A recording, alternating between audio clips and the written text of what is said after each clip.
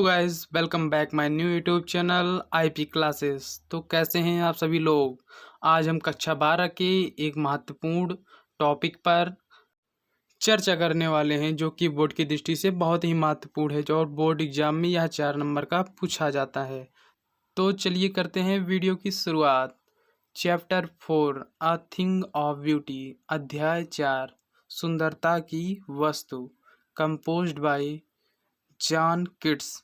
यह जो कविता है a thing of beauty John Keats द्वारा लिखा गया है। The central idea of the poem, कविता का केंद्रीय विचार।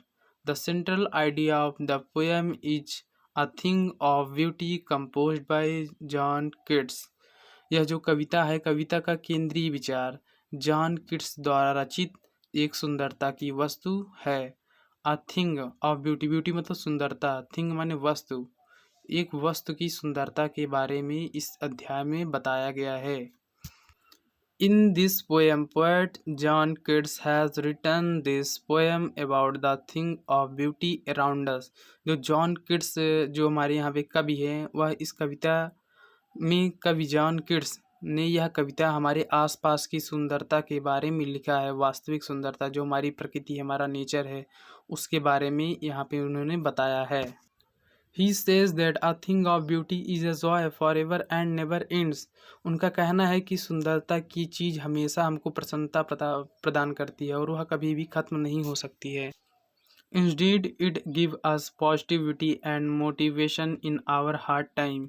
इसके बजाय यह हमें हमारे कठिन समय में सकारात्मकता और प्रेरणा देती है। A thing of beauty is a joy forever, its love line increase, it will never।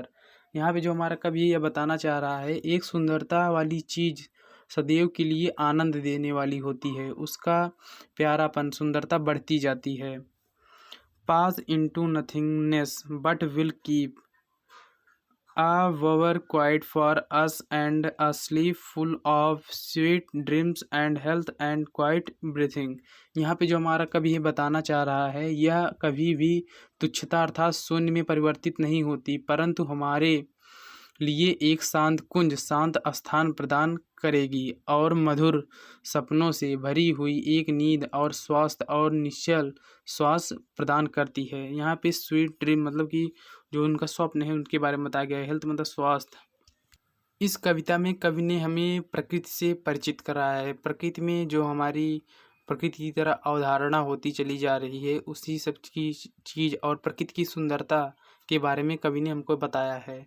Nature also plays role for the survival and struggle for the creature. It means प्रकृति भी प्राणियों के अस्तित्व और संघर्ष के लिए भूमिका निभाती है। जो प्राणियों का अस्तित्व है और उसका जो संघर्ष है, उसके लिए भी प्रकृति उत्तरदायी होती है। नेचर ऑलवेज टीचर, जो हमारा प्रकृति है वह हमेशा एक अध्यापक की भांति कार्य करता है, हमें कुछ न कुछ सिखाता ही रहता है। Mighty deed are our estimated ancestor who did their best of the society। यहाँ पे जो हमारे पराक्रमी नृत्य, हमारे सम्मानित पूर्वज हैं जिन्होंने समाज के लिए अपना सर्वश्रेष्ठ प्रदर्शन किया है, उनके बारे में बताया जा रहा है। They can not be ignored, उनको नज़रअंदाज भी नहीं किया जा सकता है। In the form of blessing, यहाँ पे कवि का कहने का मतलब है आशीर्वाद के रूप में। In the form of blessing मतलब कि ब्लेसिंग मतलब आशीर्वाद होता है, फॉर्म मतलब कि रूप में, मतलब जो हमारे पूर्वज हैं उनका आशीर्वाद के रूप में है। We find the immortal drink, it means हमें अमर पेय मिलता है। यहाँ आशीर्वाद के रूप में हमें अमर पेय मिलता है। Knowledge and moral the legacy we receive from our seniors, these all thing develop positivity which is a joy forever ever.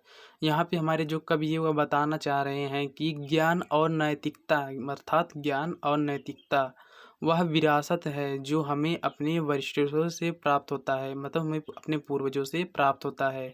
इन सभी चीज़ों से सकारात्मकता का विकास होता है जो हमेशा के लिए आनंददायक होता है। जो हमारे पूर्वज हैं, जो हमारे वरिष्ठ हैं, उन्हीं से हमें यह नैतिकता और ज्ञान की बातें हमें प्राप्त होती हैं, जिससे कि हमारे अंदर एक सकारात्मक ऊर्जा का विकास होता है और हम उन सभी प्रकृति सुंदरता को देख पाते हैं, उससे अवगत हो पाते हैं, जिससे कि हम आज तक वंचित रहे हैं। पोएटिक ग्रेस अर्थात काव्य सौंदर्य। अगर आप काव्यगत सौंदर्य को अपने लिखते हैं तो आपके सेंट्रल आइडिया में 4 का 4 नंबर आपको पूरा मिलेगा, एक भी नंबर नहीं कटेगा।